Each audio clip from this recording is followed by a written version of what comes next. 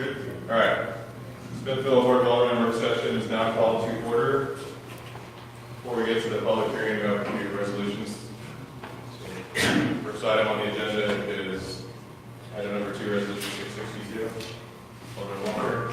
Move to approve resolution 662, contracting with CSS engineers for trail design. Thank you.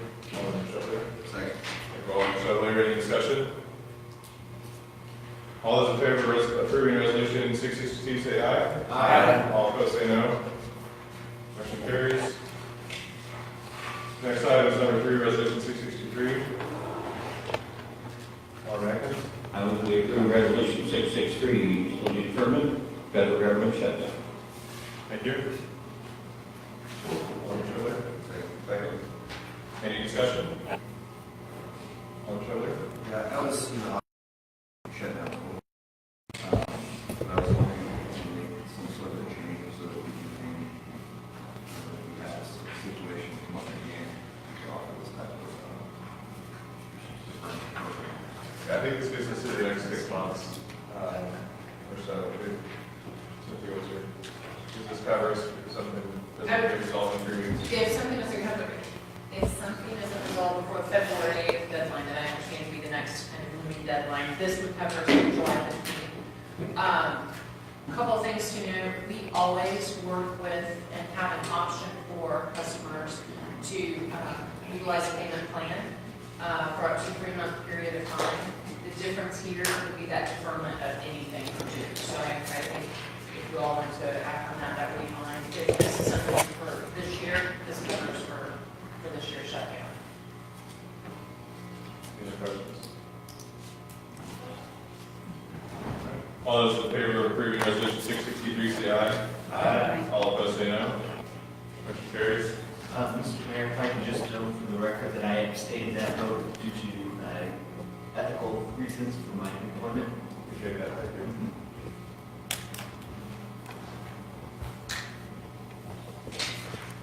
Next item on the agenda is agenda number 4, resolution 664. Alderman Walter. I move to approve resolution 664, new final plat for Smithville Market Post. Do I have a second? Alderman Sarver. Second. Thank you. Any discussion? All right. All those in favor of approving resolution 664 say aye. Aye. All opposed say no. Motion carries. Okay, on the public hearing. Next item on the agenda is number 5, public hearing for sewer rates. Purpose of public hearing is for the Board of Aldermen to hear testimony related to the proposed changes to city sewer rates. If you have concerns that are specifically related to city water rates, those concerns can be brought forward during public comment section of today's meeting relating to general utility discussion. Public comment cards are on the table if you're here to discuss water. Persons wishing to be heard at the public hearing for sewer rates should sign up with the city clerk. You must give your name and address to everyone present that signs up with the city clerk will be given the opportunity to be heard. This evening, each person will have a 3-minute time limit. The public hearing for sewer rates is now open. And I'll call upon the persons who wish to speak in the order they signed up with the city clerk. So first on here is Steve.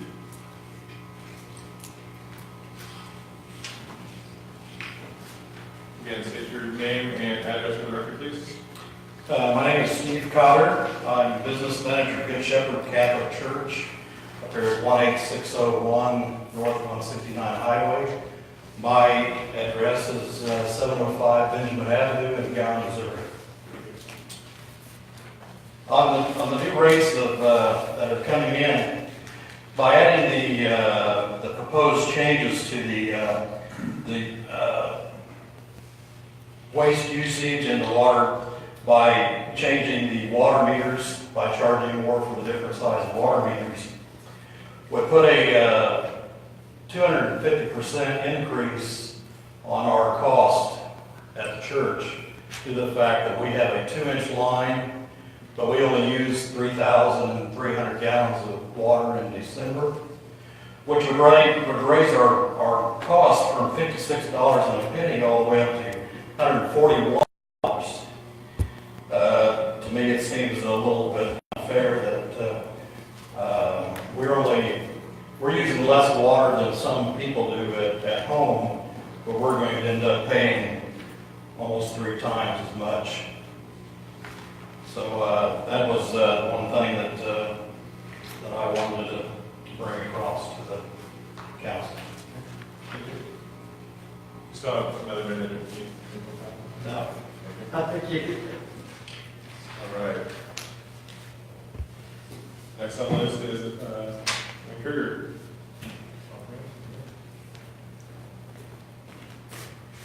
Thank you. Wayne Kruger, Smithville Schools. I live at 9 Drive, Smithville, Missouri, but I'm representing the school district at 655 South Commercial. So, again, thank you for the opportunity to speak tonight. Based on the information that we received, based on the notice that was published on January 4th, as compared to the most recent water bill that the school district had to do a calculation, we estimate that the increase will represent about 154% increase in the school district's water and sewer bill. Primarily, it's a result of not of the amount of usage, but primarily a result of the size of meter and line that we have available for the schools. The actual increase, just based on the December alone, water usage is only about $330 just for the water consumption portion of that. But about a $1,700 a month increase for the meter size, or the size of meter that we have.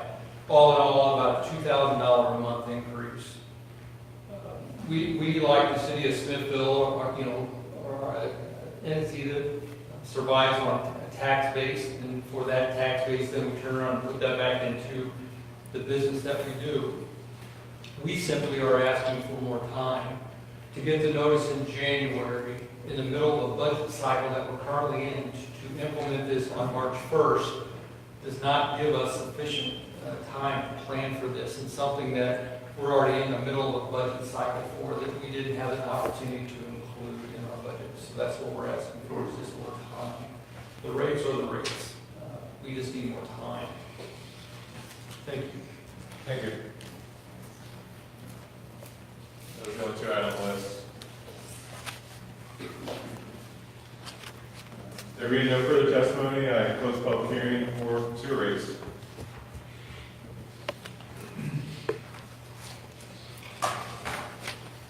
Next item on the agenda is the staff report. Ms. Wagner, do you have any report? Just a few items. One, I received an email this morning from our representative who provides service information to us regarding PCP&L customers. We had about 180 outages this morning, primarily due to wind, and they were going to attempt to make those repairs to restore service as quickly as they could, but as safely for their employees as well, because there were dangers of them getting out. Interaction between she and I are that I think the coming week, given the frigid cold and the high winds, we could see some additional outages and things that they will update us as we go there. I think I had touched base with all of you, but to close the loop, I think we've landed on May 9th as retreat date. We've added that to the planning calendar. We do have patio input secured to facilitate again, so we're moving forward there. We're working on a location for that, potentially where we met last year, but we're looking at an option as a public library, perhaps closer between here and Liberty, where we're having offices out of place. So. And then finally, wanted to touch base in there, and I've had conversations, I believe he's talked to some of you all with regard to work sessions. We have noted work sessions occurring on the same dates as meetings, so the 1st and 3rd, with a 5:30 start time, if that is agreeable to everyone. So we have a work session and then a regular session. So we would have the 1st and 3rd Tuesdays of the month occupied with meetings, and then the other 2 weeks off, unless we need to schedule something. But just moving those work sessions up so that we can begin and get a significant amount of work done on one evening. I think I touched base with everybody except for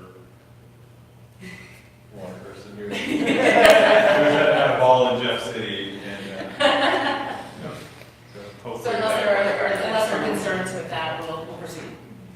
staff thanks you for that. That'll be nice. Yeah, so we, ideally we meet around 5:30 and be done in time to grab something. And if we need to even have to review it, take care of that, so we'll take that. That is all I have. All right, public comment. Staff.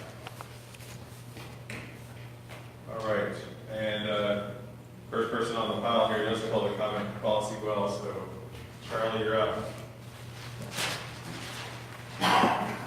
For everyone else, just like the sewer discussion, 3 minutes, and state your name and address.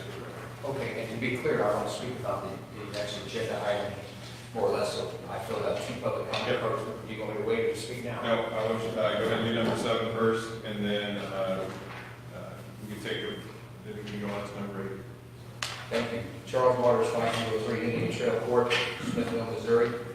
And I'm here to talk about how the discussion on the utility rate proposal for the meter size that we have coming in on residentials. I know 99% of all residentials in Smithville have a 1 inch on the city side to a 3/4 inch on the resident side.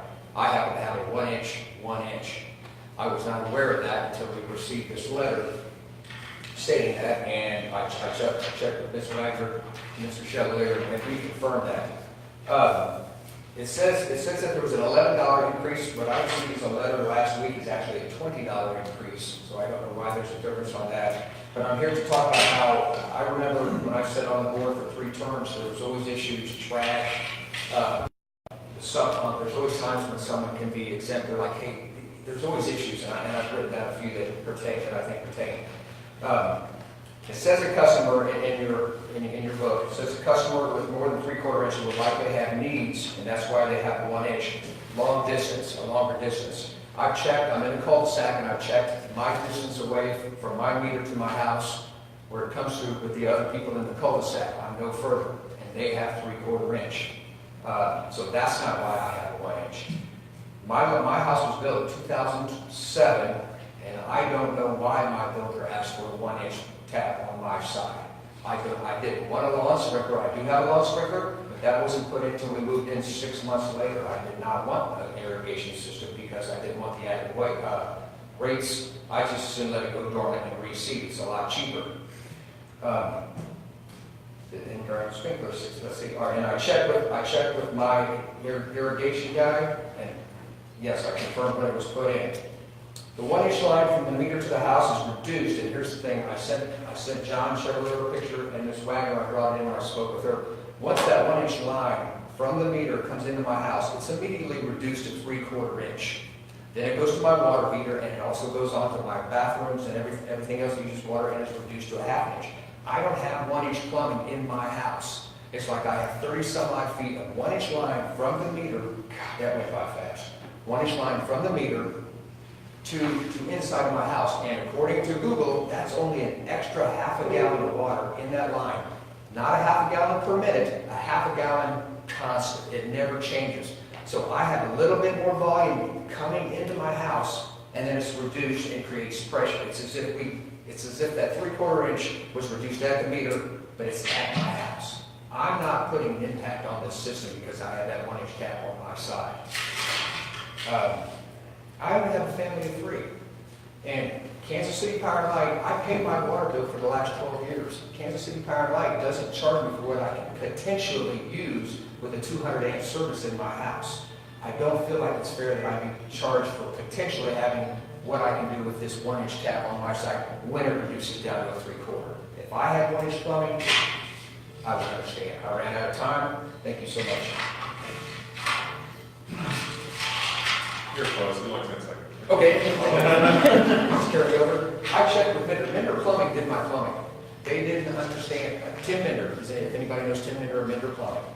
And I checked with Tim, and he said that no increase in potential due to the 3/4 inch reduction. I don't know if Mr. Lundley agrees, Mr. Hendricks, I don't know. But that's probably it. I just feel that the number of residents who potentially have this 1 inch tap, if they go back down into 3/4 inch, if I'm making clear, 1 inch from the meter, and then once it goes to my house, I back down to 3/4. That's a half a gallon of water, not every minute. Not like fire trucks, as you guys know, I'm a retired firefighter. We don't work with gallons, we work with gallons per minute. That's not how this is working for me, so thank you for hearing me. I hope that makes sense. Yeah, and, Oh, and I would ask if you guys would look at that, and maybe consider, larger than 1 inch for residents, something to, yeah, one thing, we did, after contacted City Hall, we did include the counts in the packets. Everyone has a packet of residential and commercial for each of those sizes, so those are the packets, so when we have our discussion, we can address that specifically. thank you so much.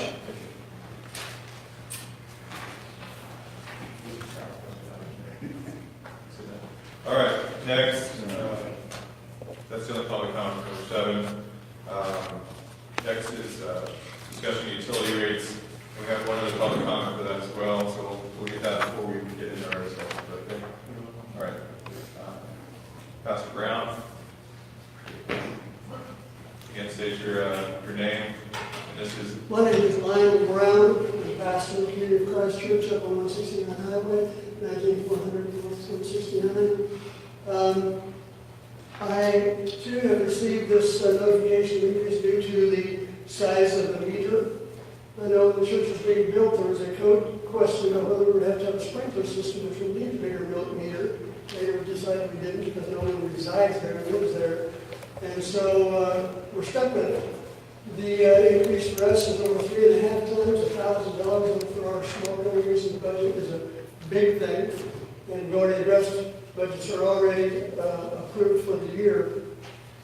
The other thing is the big question of basing on 3/4 inch. I built a home in Kearney 10 years ago, and they chose to put under our, because they cross the street, an inch and a quarter for our house. And so I think it's a little arbitrary to figure what is standard for a house and makes it commercial. Obviously, it's not the size. Ours is there for a potential case needed, which we do not need. Our water bill portion this month was $7. And we spend $1,000 more because of the size of the meter. Just does not make sense. And maybe an easy adjustment would be to adjust the comparison to what is standard residential. The gentleman for me has already said something about that. And I know at our house that when I built it 10 years ago, it was an inch and a quarter. And so I suppose many places that's a commercial line, but we do that.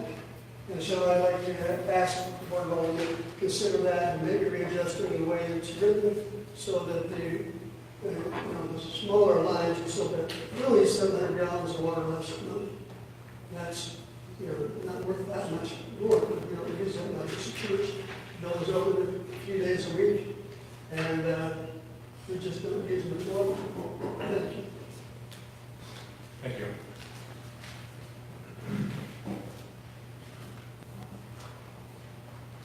Okay, I will open it up to the board for discussion as well. Alderman Shepherd. Yeah, so talking about Charlie, seeing this scenario, I'm not so sure. I think it's a good idea to, especially for like Charlie, who came in the house and had no idea about the 1 inch meter and things like that.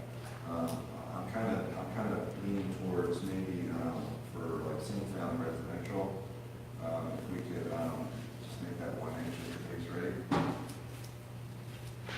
How many? It's not that many. How many accounts is that for 1 inch that are residential? 24. So, I mean, And I think that would be similar to what we had discussed, is that basically either look at 1 inch as normal, or that in a residential designation, we wouldn't utilize that term. Dan, I did ask you to check on the billing system.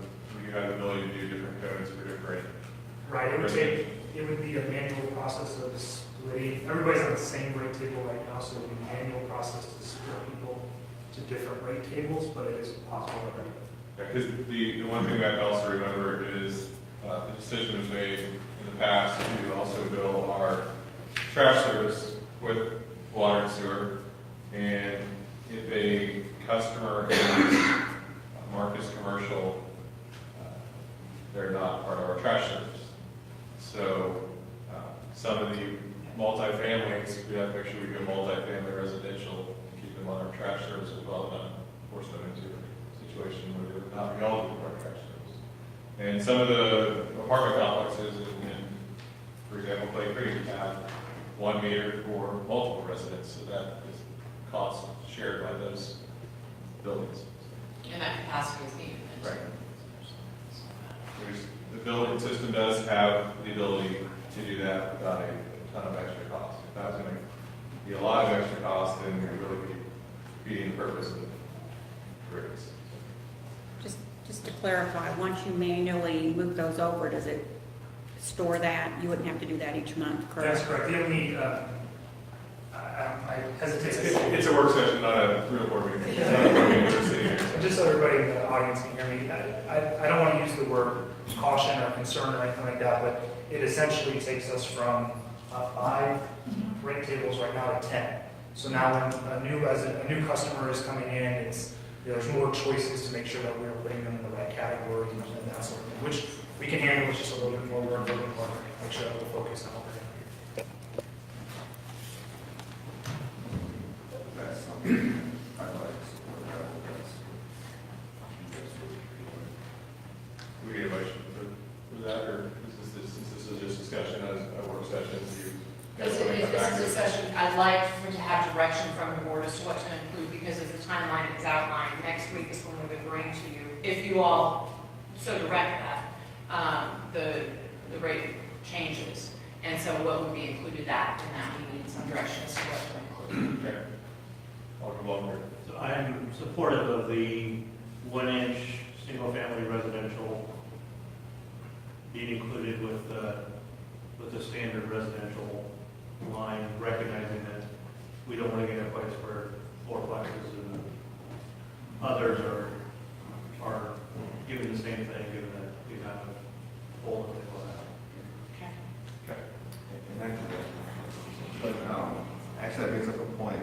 I wonder if we could put something there, because I don't want to see a new neighborhood come in and then they just do all 1-inch residential, we would think we can get rid of it at the same rate. Is there a way we can put the meter was installed prior to January 1st, 2019? Hey, Bob, I got a question that goes along with that. What's the cost difference between a 3/4 inch meter and a 1-inch meter? Where our cost of putting it in and paying for it?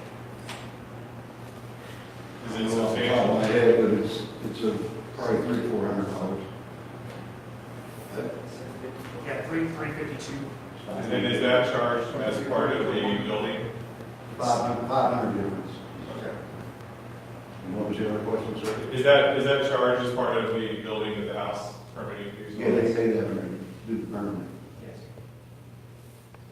I mean, if they're covering costs on meters, we want to have another set of rate tables that the building has to manage. I mean, the only thing I would say is that if we do get an neighborhood, they're all using 1-inch all at the same time. I mean, you're talking about a lot of flow there. Right. Yep. So, It wasn't the reason we had a difference is because it cost us more to replace it. Yes. So that's why the difference was put there in the first place. We have to replace a 1-inch, it's gonna cost us more than 3/4. Correct. And So should we take that into consideration and look at our base price then? And merge the two prices together? And I would direct some of this, sorry, I don't mean to be pointy, but in the review, the utility rate study, did you all take any of that into consideration of those differentials? Our consultant is here, so. No. And if I can call on you, sorry. I can speak as little as much as you would like. The base chart includes several components. One of them is the cost of the meter, which does differ, so that the larger meter size pays more for the cost of replacement. Then there's also the component related to the readiness to serve, which is their potential demand. So even if you elect to choose to exempt 1-inch residential meters, there should still be a small differential between 3/4 and a 1-inch to reflect the higher cost of eventually replacing that meter. Now, just in general, just to kind of defend our recommendation, if you don't mind.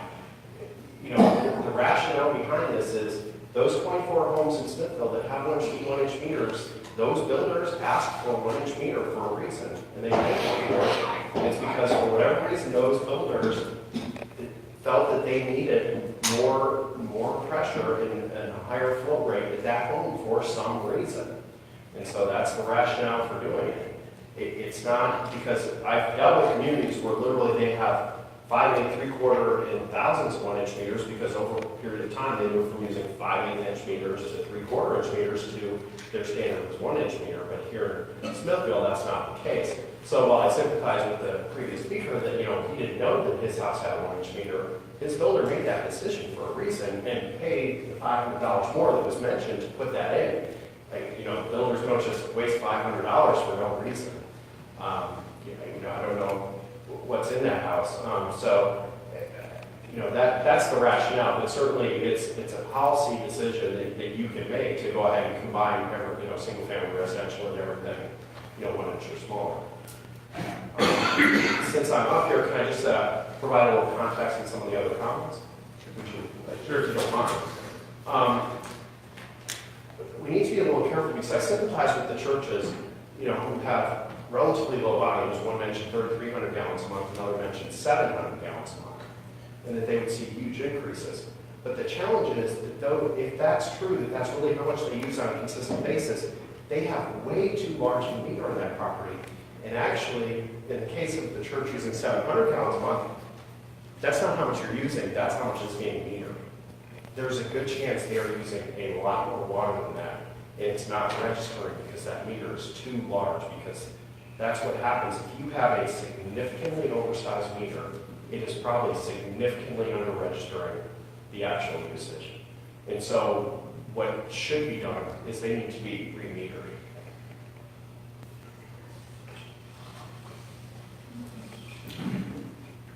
Any other questions?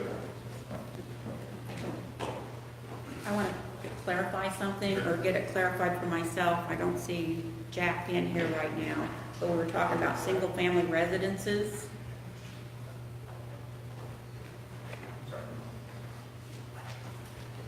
Just to clarify, John was talking about single-family residences being charged if they have the 1-inch meter or the 3/4 inch.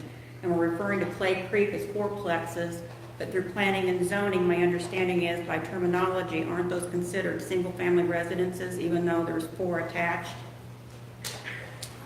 For planning and zoning, no, kind of, but not really. It's more of a Department of Commerce and how they calculate the building code. Those are individual single-family units for building permits. However, they're served originally with 2 meters, now with 1 meter for cost savings.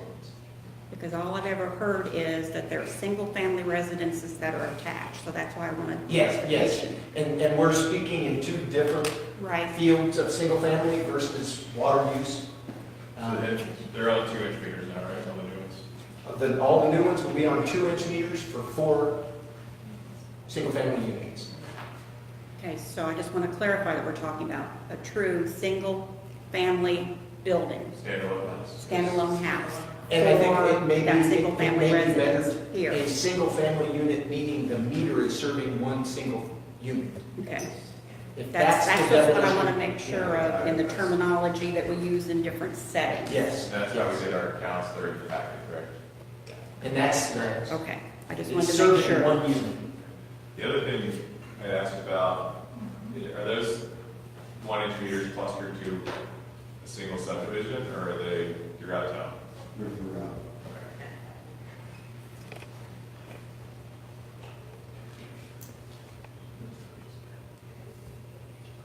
Any other discussion items? When is the school district budget get July 1, when our new budget cycle starts. I'm curious in the interest of community relations with the school district, if we could somehow find a way to get a special dispensation or something, to create a contract or something with them, that you may give them the time to do what they're asking for. If directed by the board, we can so do that. My only question on that would be, do we do do that for other churches, and when do we set a time on that? I understand the issue and I understand the concern. I just don't know where we would set up. Alderman Belcher. And I was about to comment on the same topic, but kind of different stands on it. That, you know, I'm wondering, I'm trying to look at our timeline, if we have any wiggle room, kind of take a look at possibly delaying a little bit to allow those who have budgets to allow them a little bit more time to get it included. You know, July 1, we're going to have folks who are September 1 and January 1 who are going to have similar arguments, but certainly give them enough notice to at least figure out how to dip into reserves enough to cover. And I don't know, kind of looking at staff on how much wiggle room do we have to give them some notice before we need to put it into effect. From our perspective, is whenever you all want to make it effective. I would say the rates are fairly tied to the implementation of the water master plan. So if we're going to delay this, we're going to delay the water master plan. That's kind of my From an implementation standpoint, we can do it anytime. The bigger issue is the longer we wait, the more of an impact it has on our revenue stream and our ability to address those infrastructure needs. I was just going to throw out that if we had a 3-month delay, we're not going to cause great harm to our plan. I think that's absolutely something that's a policy decision that the board needs to make. And one thing I would say, you know, some of those, you know, besides the schools, we probably can't change the meter size, but some of these other places that don't use it that much, you know, they could change that meter and they would save on that cost, right? I mean, Absolutely. Essentially, That is in the notice, that So- they have that. And one thing I would caution on that is the customer's responsibility. Yes. We would need to make the change. It needs to be done by us, so that it's done through the system, but that would be at their cost. So, I mean, That's always an overall, I would option. save the money That's- because they were doing meters. So, you know, And I think, and I don't need to put words in Tom's mouth, but Tom said there may be several places that are overserviced, and so maybe there should be some review there. And looking at that would perhaps allow some of those entities to make that adjustment to help with their budgeting. Any other discussion? Sounds like we have 2 items to talk about. Mayor, if I might interrupt you, I think Alderman had a question or comment, or you Sure. I just want to add one more thing that, like you said, the readiness is there. If you have a house and you only have 3 people that live there, the water's there for them. If they sell that house and family of 8 move in there, the water's there for them. That's why they put the meter there. They go buy fixtures in the house and what is ready for that house, not just, you know, you have, your water bill is consistent all the time, but if the usage changes because you sold that house to a bigger family or even a smaller family, it's, the water's there for them. It's the impact that they're putting on us is what we're looking at. So I just want to add that. Thank you.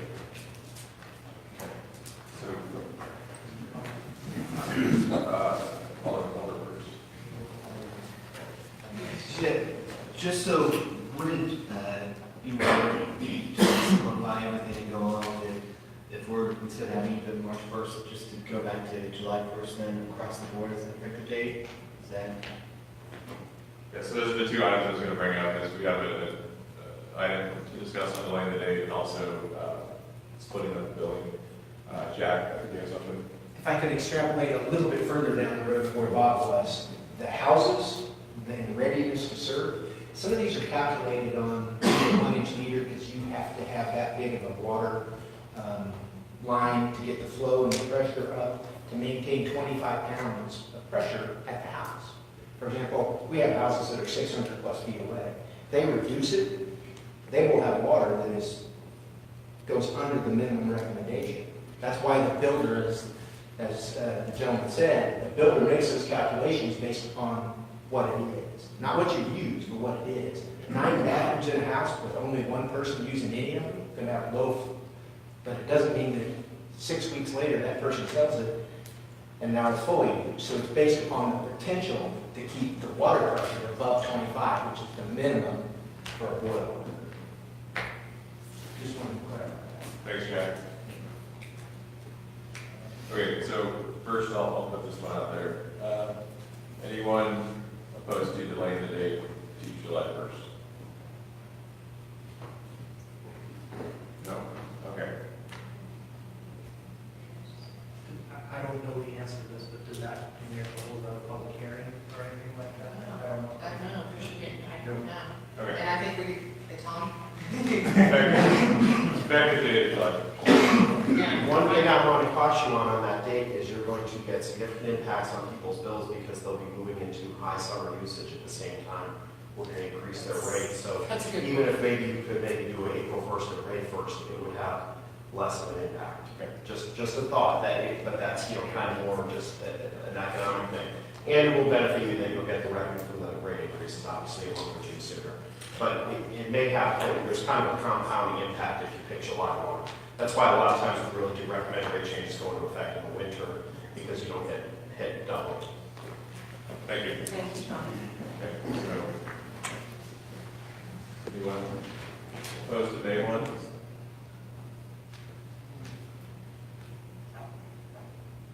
I'd still lean towards July 1 and just over communicate. I would as well.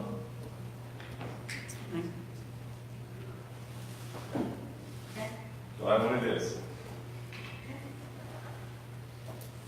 We make sure we cover it in the next couple water bills too.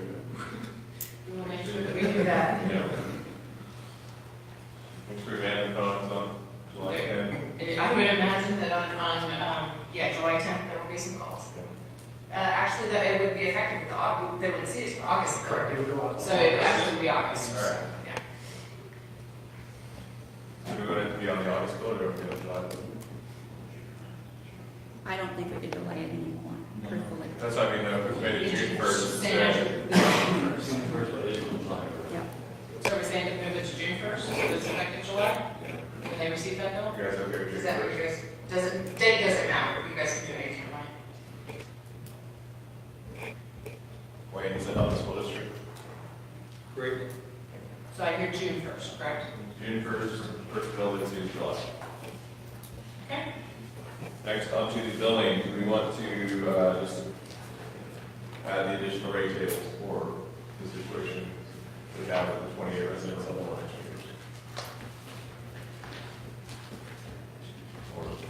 I'm concerned about the buildings, what you said. I think that when it's there, it stops. Now we're gonna spend a lot of money for meters. So can we cap it at what currently is out there? My concern That, with that is the moment we start grandfathering stuff in, it's a lot harder. and that creates a lot more difficulty in creating rate tables or how we build that. That would cause a nightmare. You can't make an invitation on some of the accounts to pay this. It would have to be, Either. So then it has to follow each account. it would have to be set up as a Every time you different, have account as a set up. different table. Yeah. We would end up with grandfather commercial, grandfather residential, new commercial, new residential. Yeah. We end up with 4 of that. All right, let's just let it go, and then, if we run, I guess if we run into a problem, or we're seeing one issue, maybe at the next time we get this raise, that we can capture it then. Adjust the overall cost, reevaluate every year. But we need to adjust the cost overall if we're going to allow some more expensive meters into our minimum. Well, because, this is just the first increase, right? And I think the study asks us to increase it, in future years as well, so if we see there's some sort of issue, we can. The 28 jumps to 56. Yeah, we can capture it in there. Okay, so you want staff to move forward with making the additional rate tables and having the 1-inch bill as this 1-inch residential, Single family. single Single unit, single 1 unit. meter, 1 meter, 1 house.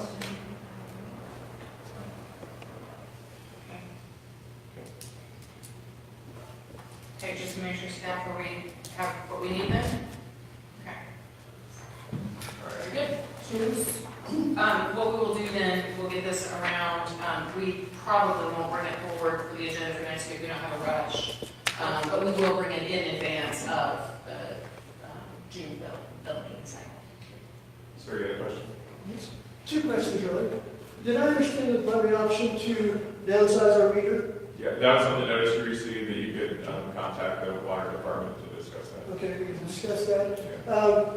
Is there a commercial rate versus residential rate, and does the church, how does the church fit in there? Because there was nothing in my letter that said about commercial rate, it's just the size of the meter. Yeah, I think you guys are built commercial because you have a dumpster, correct, down CWC, I can't think your resident, or your church. So if you're not receiving trash service, you're billed as commercial.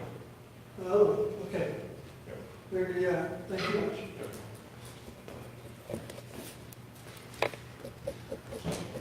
Okay, anybody need to bring anything before we go to the next item? Mayor.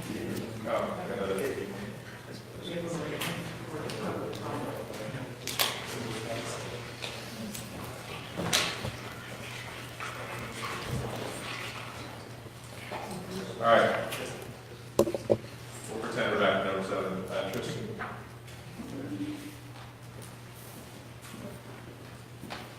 Yes, state name and address in 3 minutes, please. Hi, my name is Tristan Worley. I live at 19624 Harvard Drive.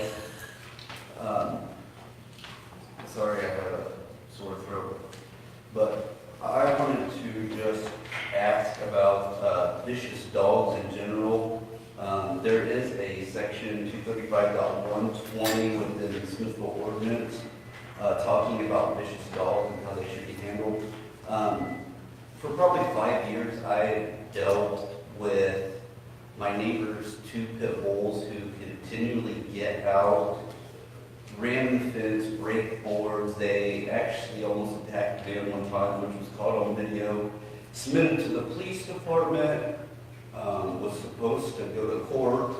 Action was supposed to be had, to which I have been told it essentially fell out with the prosecutor. The police have actually been called probably 15, 20 times over the years in regards to these same dogs that continually get out. I actually had to replace the fence myself because the fence was their fence and it was so rotten and decrepit that my kids couldn't even go in our backyard for fear that these dogs were going to bust through because they ran boards. Anyways, the issue is, the police have been notified, called out by all kinds of neighbors. Our neighborhood app has reported all of this, and pretty much no action ever happens. When the dogs almost attacked the retired police officer, he personally reported it, wanted to testify, pushed the issue through, and nothing ever happened. And anytime I've talked to the police about it, they have said, we don't have any answers, nothing ever happened. So furthermore, it's how do we get action? Why are people allowed to continually have vicious dogs in a child-like neighborhood setting that threaten other people and no action ever happens of it? And furthermore, the officers I've talked to said even if it did get declared, there's no way of communicating that the dog is vicious to the public, to them. So the ordinance specifically within Smithville says that dogs like that have to be confined within the premises by a chain or a type of fence they can't escape from. Well, these dogs are still getting out, still being called. It's documented, it's happened several times. I have 23 seconds. The other issue is in our neighborhood, we have excessive speeding. We've had, the police have actually come out and set up the big monitoring deals that show people their speed. It's on the neighborhood deals, happening for years and years. People continually flapping down my road 40 plus miles an hour every day. I actually had one of those children at play deals at the edge of my driveway, touching the right-of-way curb, and a car drove by and hit it and sent it flying, ripped the flag off of it. I've talked to the police dozens of times. I've talked to Damien, everybody, and everybody in our neighborhood has, and very similar to the dogs, nothing ever happens. We actually had a blind kid who was a couple houses from me, and the police actually put up a sign that said, blind child playing area, because there's been major concern of the speeding, but it slows nobody down. When I talked to the police, they said, well, patrolling would be the best option, even though everybody around us wants speed bumps or a three-way stop sign, because I live at the key within our subdivision, which it's 100% subdivision, but there's one way in, one way out. Well, everybody uses the main road as almost an expressway to fly in and out of there. So me, my neighbors, everybody around have been dealing with this for years and years and years, to the point where I can't even let my kids go play on the sidewalk and ride their bike, because I have people that fly around, and it's on a bit of it's got a bit of a radius coming down a hill. So if someone up the street were to park in the public right of way, you lose complete line of sight, and people go around them, come around, they have no clue what's around there. And like I mentioned, I had a child at play sign, and I reported this to the police, so it's documented. This car just was flying through there so fast and not paying attention to anything that they ran that over and sent it flying. So if that could happen, then it's only a matter of time before, a kid gets hurt. And there's kids all over, and this is at the bus stop, by the way. So it's an ideal spot for a three-way stop sign, speed bumps, just something that would deter speeding. So I know I'm not on the right time. I apologize for that. Thank you. Thank you, Chris. All right. Moving on to agenda item number 9. Before we open it up to staff and the board, we have public comment from Jack Mitchell. State your name for the record and address. You have 2 minutes. Thank you all. Big fast. My name is Jack Mitchell. I live down on 503 Northeast 107th Street, just down the road. My brother and I have had property up here for 40 plus years. I started working on this project about 1.5 years ago. I got myself, provided with someone else to do the job, put it into the chairman of the Governmental Affairs Committee for the Trade Association that represents the doctors and the patients and the Trade Association, business people. So I've been working real close with the Department of Health. I've worked with the Attorney General's office. There's a lot of meetings going on with the Missouri Municipal League. There's meetings next week in Jeff City. We've had multiple calls.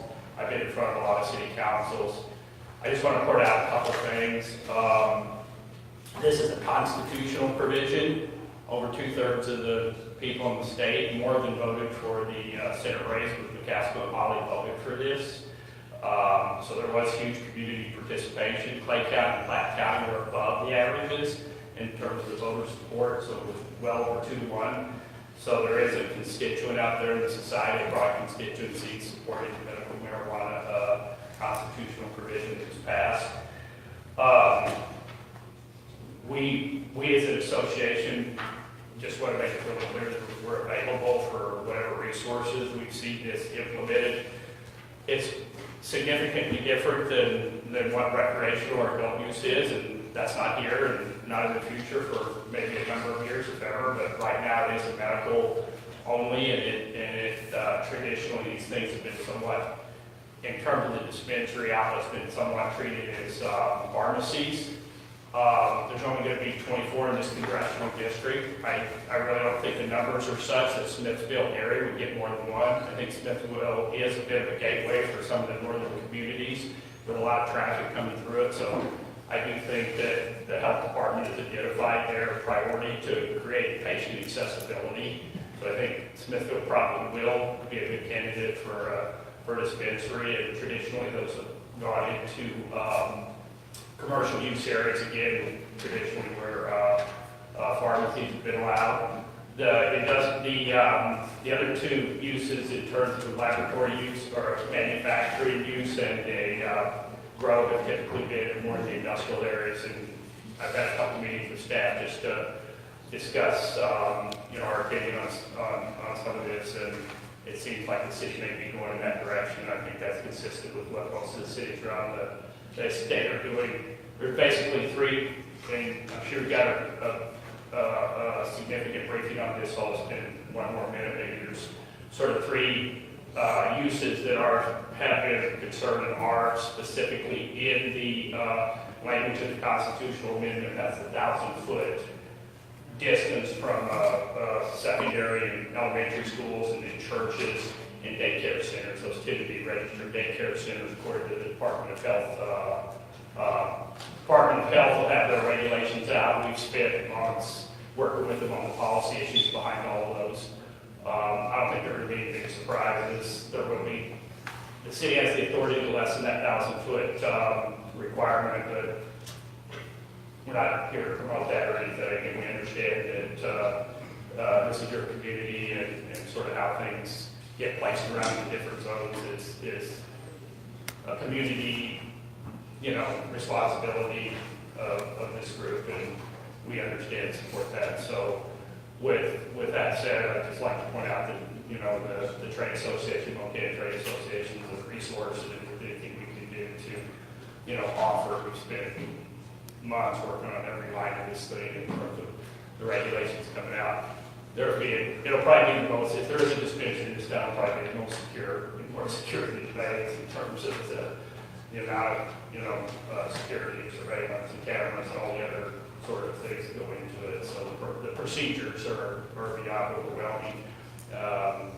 Just one example, you go to a pharmacy and pretty much buy the opioid or other dangerous drug you want, but if you're going to go into one of these dispensaries, you're having a Fort Knox kind of feel. So thank you for the opportunity to be here to speak to y'all tonight, and again, offer any input or resources we would have to support the effort. Thank you. Okay. Everybody has the information in the packet, and we're starting some of these discussions at previous work session. Staff attended Mark meeting on Friday, and Chief attended a meeting in Jeff City the same day. So we have 4 or 5 staff that are very well briefed on this. Right, yeah. A lot of the issues are outlined in the memo that was included in the packet. As the mayor outlined it last Friday, part of the reason we kind of left some information blank was to be able to provide a report on what we had learned at both the police chief's meeting as well as the meeting at Mark.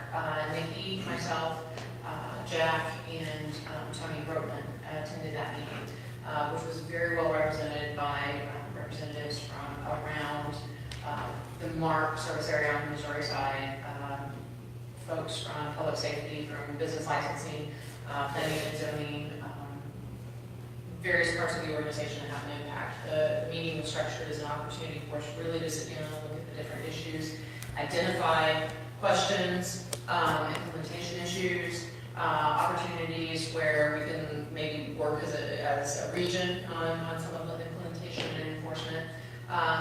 But really an opportunity to kind of brainstorm. I don't think, and Jack, correct me if I'm wrong, I don't think there were any significantly new revelations from that meeting, other than the fact, and I did not know this at the point in time, Lee Summit has placed a moratorium on their review of the issue of 80 days that went into effect in December.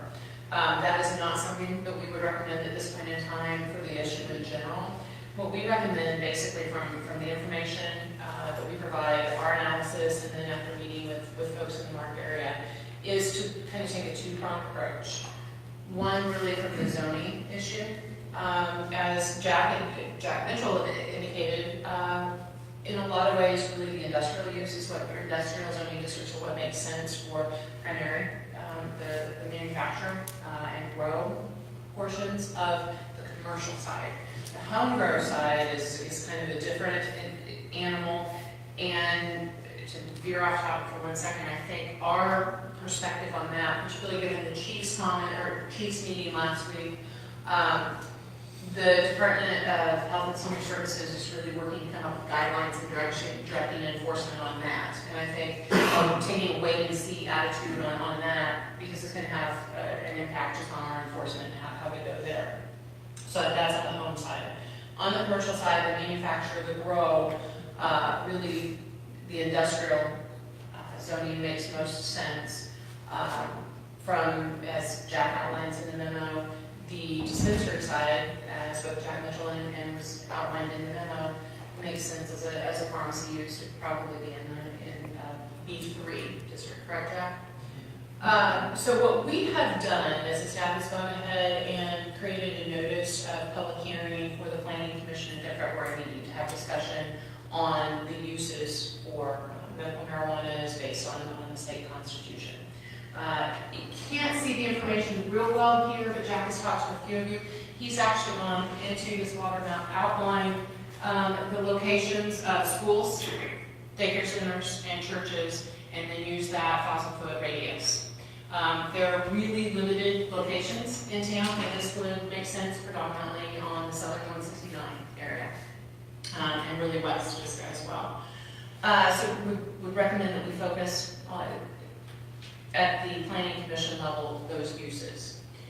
From a perspective of that other enforcement and regulation with regard to time, place, and manner of sale, really think that could perhaps be addressed through the business licensing process. That we could, one thing we could look at is a moratorium on any business license permitting until we have a chance to review those issues, have a better process, bring something together forward for you all to review. It's our understanding that based on the timeline that the state wouldn't even be issuing information for those permits until midsummer. So give us time to start reviewing information, have those state requirements in place, and then be able to have something that we could review from a business license perspective. Looking at things like, do we want to reduce that distance from 1,000 feet lower to, with regard to distance from any of those facilities? I wouldn't recommend that, but those are things that we could look at. Security regulations that would be required, as well as really probably one of the most significant issues for us is review of the impact on our water and sewer system. With that, reviewing what regulations and what requirements we would have there. And then also some time to think about any other impact that we would have a review there. So that's kind of our recommendation at this point, to follow that two-pronged approach. Jack, is there anything that I missed?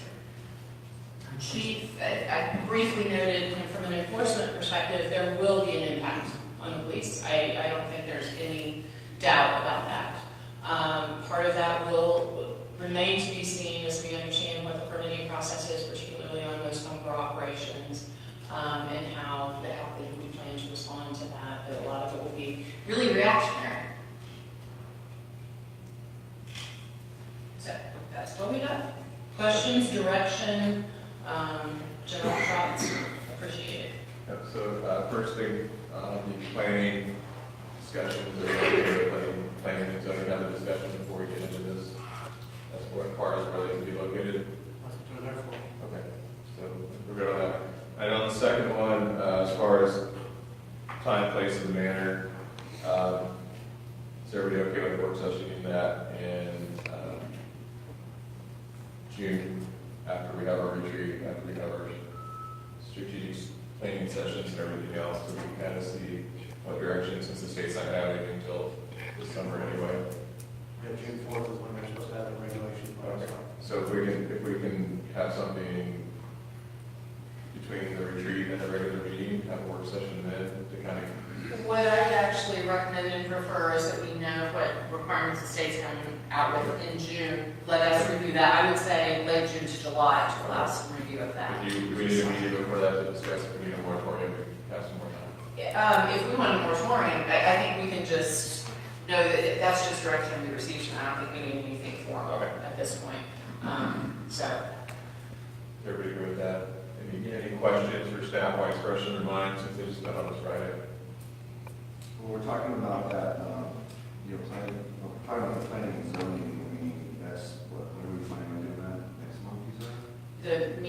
correct. So what, I mean, should we be waiting on that as well until we get the state regulations, or?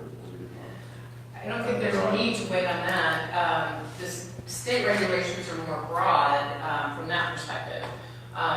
And it also would allow us to work within the time frame that the state's outlining for, if I understand correctly, the way that the process is working is the state anticipates kind of a location required in the licensing permit.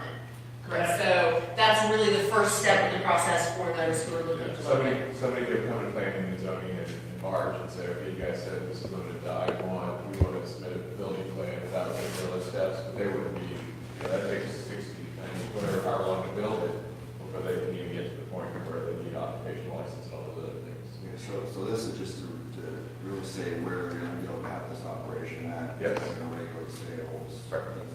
Yeah, saying, and for us, really, we don't have a lot of zoning that's industrial other than I-1 right now. And it's in a very limited area, based on the map there, and the other maps we have. It's pretty much the area around Sonic, back behind Sonic, in that general area where the industrial park is and things. So we don't have a lot of I-1 in town anyway. Alderman. From a planning and zoning perspective, if we gave them more tools that are more tailored towards the underlying industry, for example, by creating another subclassification, E5 or E3, that made planning and zoning's job easier then. If we especially tailored some of that classification that would be limited for these kind of facilities. My thought would be that would come out of their discussion and they make that recommendation to you. Right. Yeah, I knew eventually we would have to pass Yes. it, I didn't know. But I think that would be how they would recommend we bring that forward. Right. And to answer the question from Alderman Chevalier, the constitutional provision actually has specific definitions of all the uses. Grow, manufacturing, all that. Any regulation can't change that definition. They just fill in, add to it, but they can't change it. So that's what's the basis of let's get the zoning in place where we look like it needs to be based upon the planning commission. All the meat and bones we put in come in June in the business licensing provisions. Which is hours of operation, security requirements, like. And it's a 4 hour, probably a couple of sessions to hash that out. Will not be avoided summer. I do have one comment. You talked about the impact on water. Sorry, sir. Talking about, but I apologize. If you'd like to make a comment, please fill out the public comment card at the minute of the. All right. Where they at? All right, They're right here.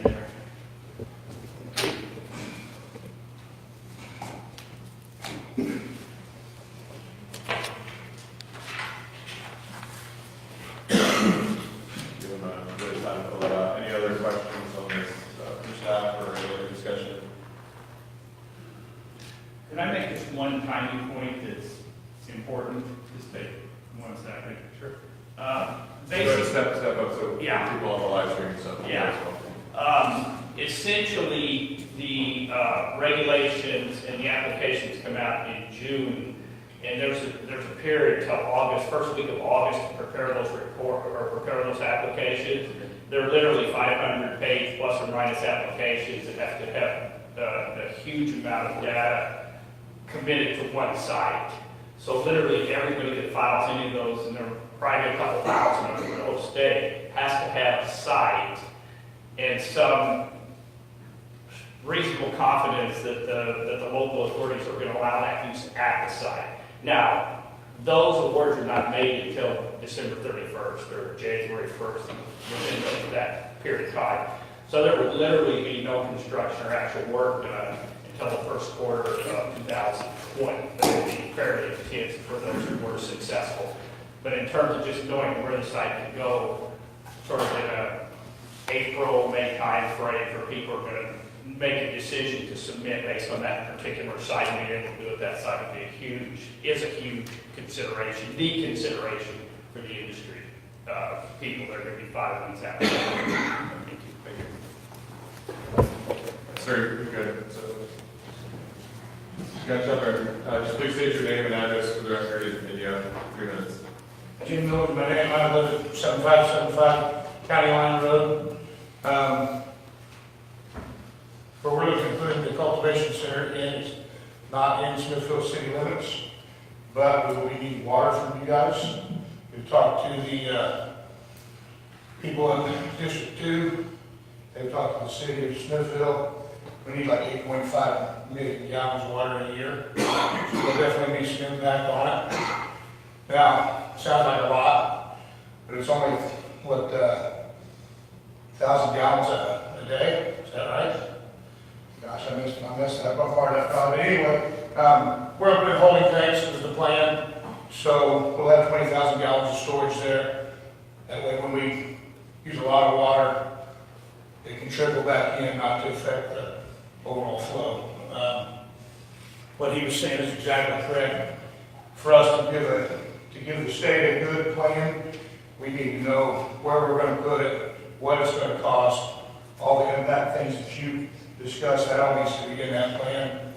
How it affects the environment around everything. I mean, to be a good plan, we need all of that. I met with a representative to the state from Parkville over here yesterday. He's on the committee. He really knew absolutely nothing about what was going on. He didn't know any of the timelines or anything. He suggested it probably would happen this year and not be next year before they actually get everything together. So you may have more time than you think. So is the site you're looking at bordering Smithfield? Is that why the water's available, Jackie? Have they been in to talk to you to know that? I've heard of the request. It's in 4, it's Platte County 4. Well, we're actually in Clinton County, where I'm at. Right in the corner of Clinton County where they all come together. It depends on who the district is. Water district. Clinton is who? Water district, Public Water System number 2. Oh, no, I'm sorry, 8. We've had conversations with them. We didn't know the exact amount based upon what Mr. Miller's indicated. We're looking at about 23,000 gallons a day. So would that be on our water system? Well, no, we have to supply it to 8. Oh, okay. It's not in our customer. We have to supply it to 8. Gotcha. And according to 8, they said that you guys are contractually bound to do that. So, Yeah, I'm just trying to figure out where it is in relation to annexation and things like that, why we have city limits. we would be Put it on our supplying water. to 8. Okay. 8 is concerned that they would not be able to supply them 23,000 gallons by themselves without letting us know. It's a big, potentially a big impact. Gotcha. we are working on ways to reduce that too, by collecting rainwater and things like that, putting in a well if we can't get the water. So, but we need to know all that to get our plan together too. Gotcha. Thank you, guys. Okay. Thank you. Alderman Shelby. How many operations locally are you looking at right now?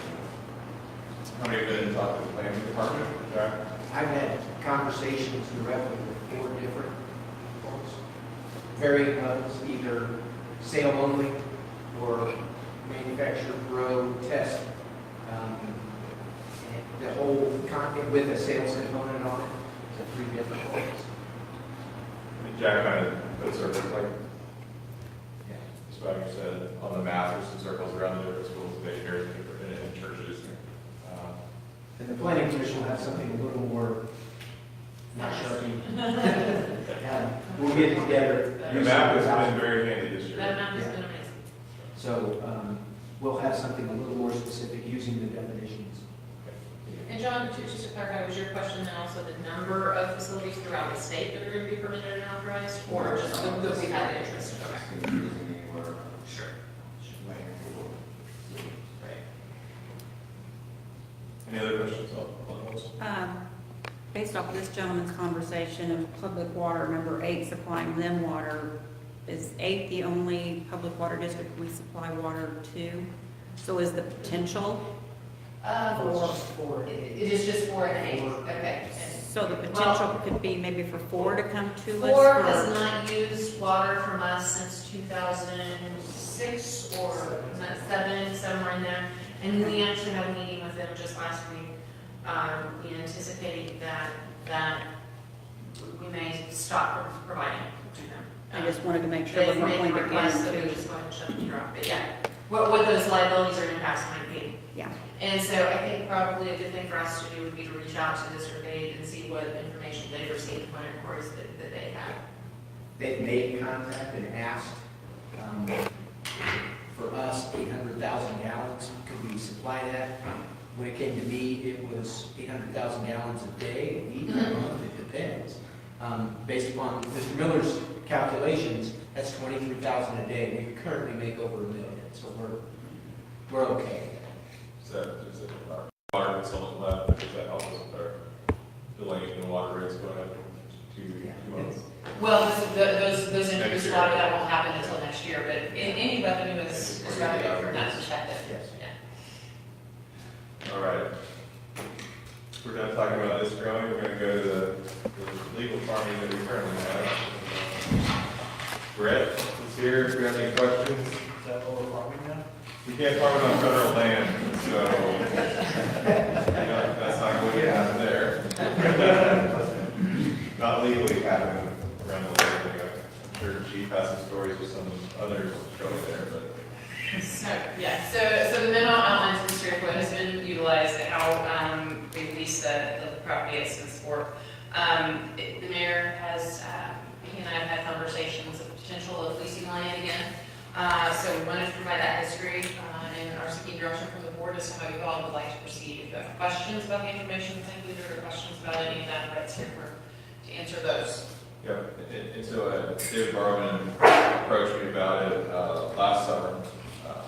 He supplies straw for packs, and I'm sure everyone knows this at the farmers market, and lions and different things, and asked about it.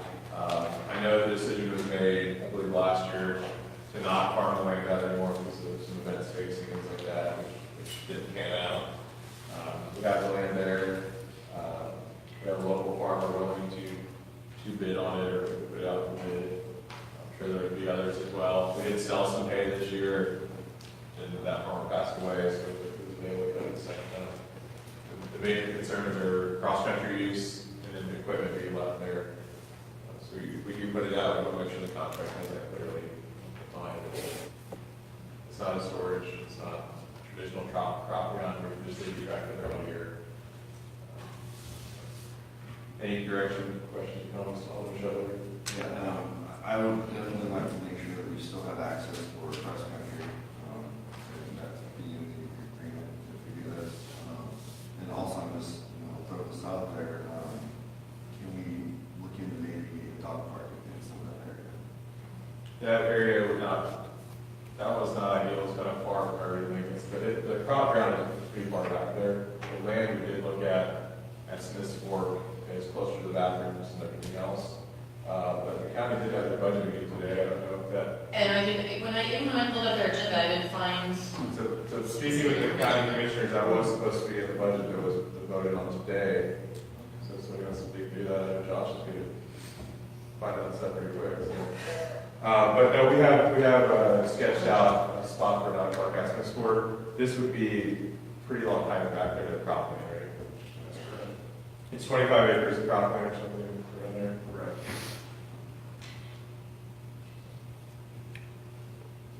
Alderman Wilson? I would like to see us just do away with leasing it and it always be available to the city. You talked about the cross-country team and stuff, and maybe you look at what was done here, somebody just going in and mailing it itself that way instead of doing a lease year to year.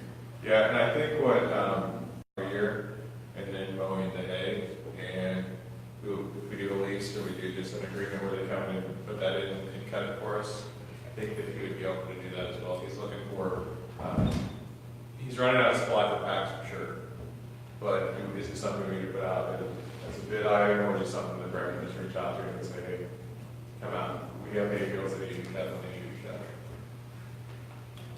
Is that a problem, not doing a bidding process to do that? If it's just cutting the hay, I still think we should give opportunity to anyone that's interested as opposed to just reaching out to one individual.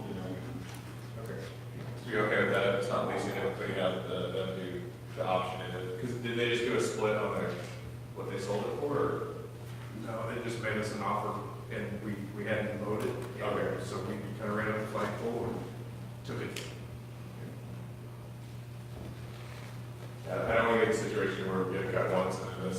city staff has to take care of the rest of the time, because it is a. And that would be the other advantage of doing request for proposals on that, so that we would, And we did, consistency there. we did run into the situation as well, that we saw in the budget there, the tractor is getting pretty old. I don't know if we could cut that over again this year with our current equipment. Something else to consider. I saw the hitch on the mower and it was worn out. Just bring in a bunch of goats. We cannot bring goats into the core land, we talked about that. There are other places for goats. Yeah, down here, Chris might have some goats, but let's see. I think it's goats got moved up last summer. That's how we roll. That's how we roll. Yeah. No goats on federal lands.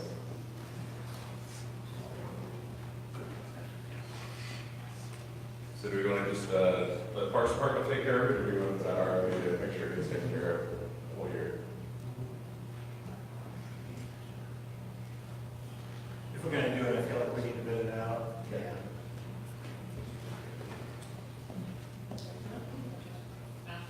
I think Parks takes care of it. Sure, we can vote on it. Who says the Parks Department takes care of it? All in favor, say aye. 1, 2, 3, 4. 4 to 2. Parks Department take care of it. All right. Next item is discussion of street maintenance projects. You have an RFP out there right now for some of the No, stuff we don't. for water. Oh, for what, And sorry. at the same time, on the planning calendar, we got some things that are gonna go out for the street department, which was Emery Road and a few others. Before we do that, I just wanted to make sure everybody was aware of what the plan was for Emery, what the standards are, so we all know that what's going to happen there before it gets put down and then it's not what we thought it was going to be. So just want to make sure that we're all aware of what our standards are, what our maintenance plan is, and what was going to be done for those situations. So, Some additional context and information to what's included in the packet. So as the mayor indicated, we have included in the budget funds for overlay and work for a number of roads throughout the city. As part of developing the budget process, Alan maintains a list of kind of the condition of roads throughout the community and updates that, and then looks at those in most need of attention, and that's included in his budget request. This year, that includes that major reconstruction work that we're talking about here, as well as microsurfacing that we had discussed adding to the program, really for the downtown area too. Once we finish streetscape, to finish up those streets around downtown that need some attention, and that would include, of course, the portion that was affected by the right-of-way work that was completed last year.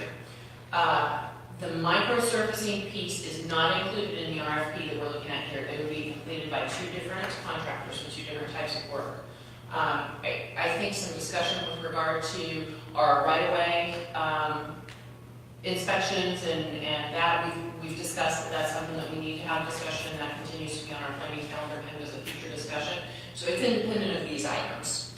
Items that we're looking at tonight are really related to those projects that we outlined, the Amory Road, Virginia and Wise Road, and then the striping related to Amory as well as 180th and 188th Streets. What we are, we've kind of outlined the different types of projects that occur and what are recommended for each of those areas, and those are kind of what we had discussed last year, probably not in this level of detail. The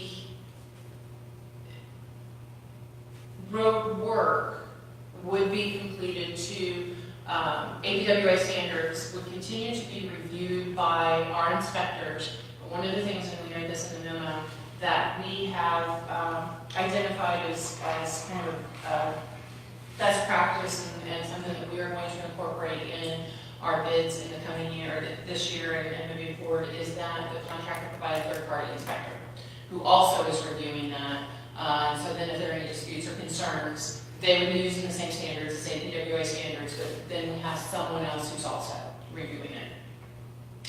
The painting and striping work is also included here for those projects that I noted. The striping would be really based on the surface. The Amory Road project would be, the striping portion would be, it would be an epoxy paint with glass beads. It would be reflective. The durability and reflectivity are important there. One of the things, and we've talked about the Amory Road project here, it's a 4-inch overlay. We anticipate them coming back a few years down the road and doing another 4-inch overlay to get that to an 8-inch depth. In part, just we're making an improvement now. We'll come back and finalize it to its final depth. So we aren't recommending going with kind of a more expensive striping because we're going to come back and overlay it before the life of the striping will be complete. We are recommending the striping for 188th Street, which is the portion from 169 to Eagle Parkway. And 180th Street is the portion from Eagle Parkway, basically east to the city limits, the entrance to Rollins Landing, or to Rollins Drive. Those we recommend to be an aggressive bond thermoplastic tape, which it's a tape that's sealed to the concrete. Basically, it provides that reflectivity and a better lifespan than just paint. The Downtown Streetscape project will use a similar project that actually gets put down with the asphalt. So it has an even longer life. But the aggressive bond thermoplastic tape is recommended for older roads. When we say older roads, anything over 6 months. So that's what we're recommending at that point. These are kind of new standards we've looked at. We've looked at it since we put the budget into place. Our expectation that we may see higher costs than what we had anticipated when we put the budget together. Higher costs now, longer life, and less replacement. So what we may hang out but not be on the road, if that makes sense. Jack or Alan, anything I've left out? The Second Creek Road extension as well is going to be striped with thermoplastic. Absolutely. As part of the Second Creek Road project, that extension will be striped with the same tape. Sounds good. Alderman Blumfield and Atkins, I know you guys are contacted often about these roads that we're talking about first, and I wanted to make sure you guys knew the expectations on those roads before we send it out to bid, because may get some contacts after. I'm sure we will. And this is one of the most frequently, I got contacted on this before the election was even called last year,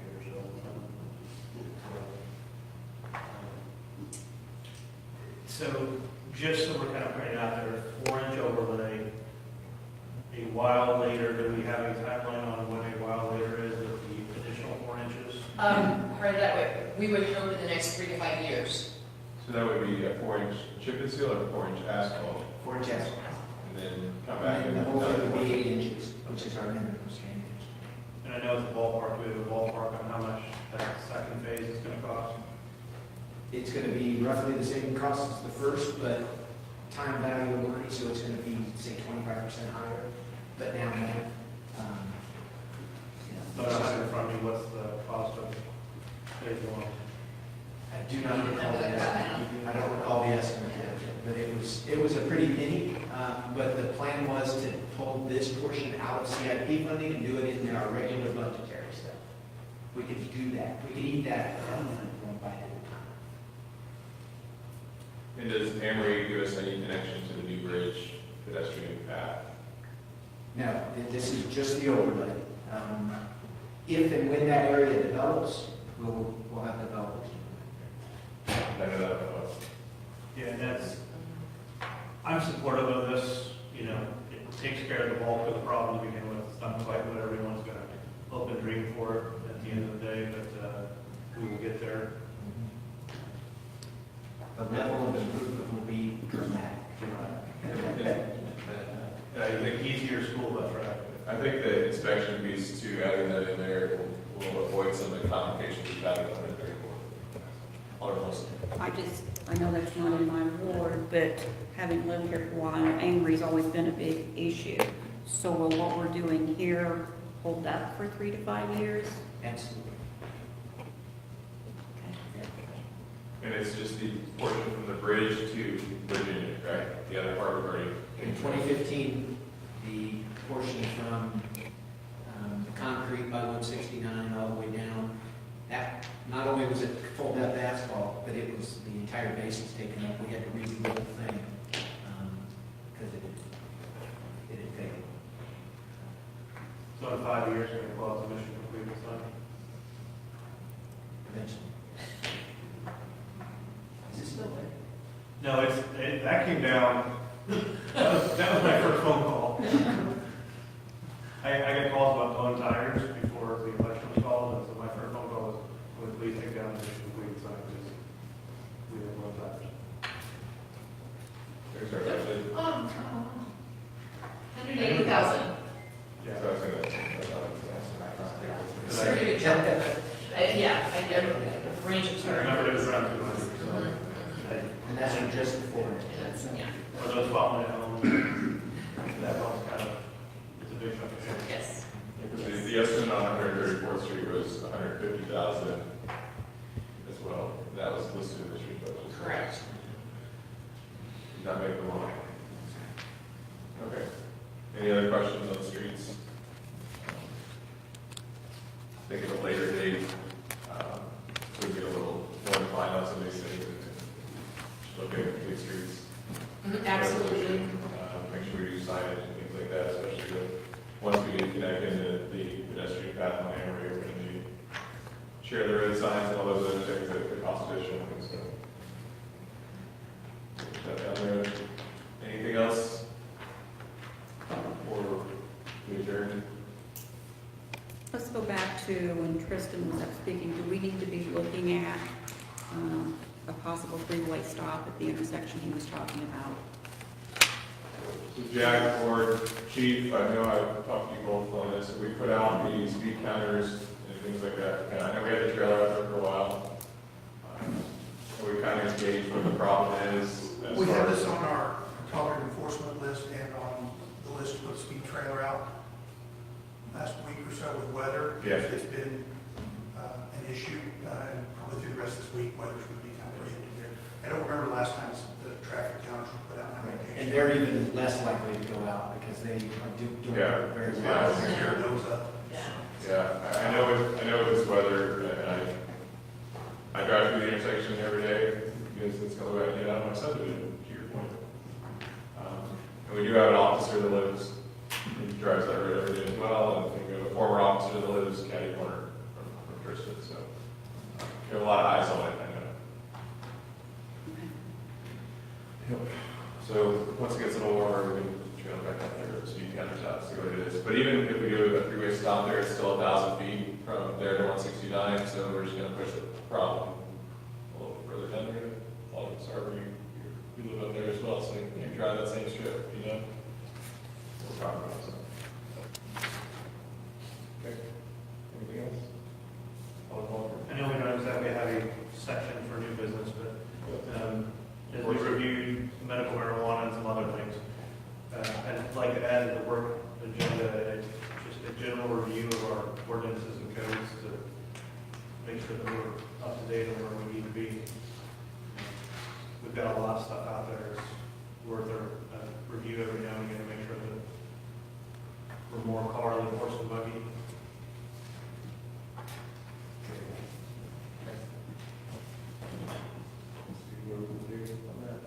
Anything else? I entertain a motion to adjourn. Over to adjourn. For a second. I'll stay here all night. A second, all in favor? Aye. All opposed, say no. All right, we're staying adjourned. Since your meeting's over, tonight before I came here, and I apologize, I was right on the wire, because our Board of Education was recognizing outstanding individuals in the community, and our school resource officer, Claire Prindle, was recognized tonight by our board for her outstanding work with the school district. And on behalf of the school district, I want to say thank you for support of that program. that, we've got Claire and we worked together on that, but